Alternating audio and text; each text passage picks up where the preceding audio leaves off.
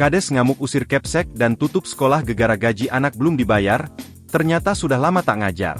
Kepala Desa atau Kades Sukadamai, Jailolo Selatan bernama Masud Lutfi ngamuk usir kepala sekolah dan tutup SD di Halmahera Barat, Maluku Utara.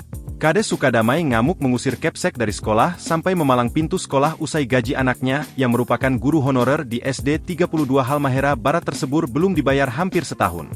Kesal gaji anaknya yang merupakan guru honorer bernama Karlina belum dibayar membuat Kades bernama Masud pun nekat melakukan hal tersebut.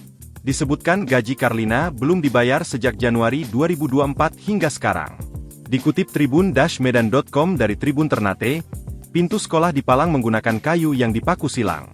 Akibat dari pemalangan itu, aktivitas belajar mengajar di sekolah dihentikan sementara.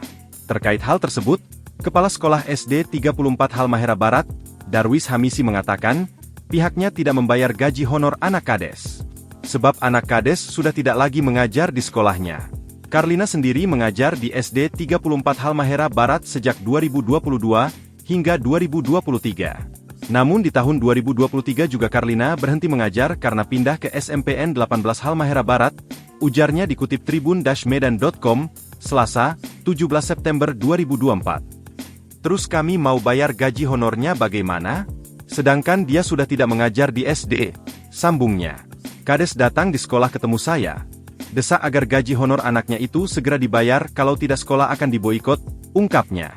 Bahkan saya diminta tidak lagi menjalankan tugas di SD 34. Saya datang ke sekolah Kades kembali mengusir saya, ujarnya. Darwis menjelaskan, Masud tak hanya mengancam dirinya, tetapi semua guru SD 34 Halmahera Barat. Darwis menuturkan, sejak Senin kemarin proses belajar mengajar terganggu. Ia mengaku, siswanya mengalami ketakutan karena ulah Kades tersebut. Sementara, Kepala Desa Sukadamai Masud Lutfi saat dikonfirmasi melalui via telepon mengatakan, itu urusannya dan tak dapat memberikan keterangan karena sedang sibuk.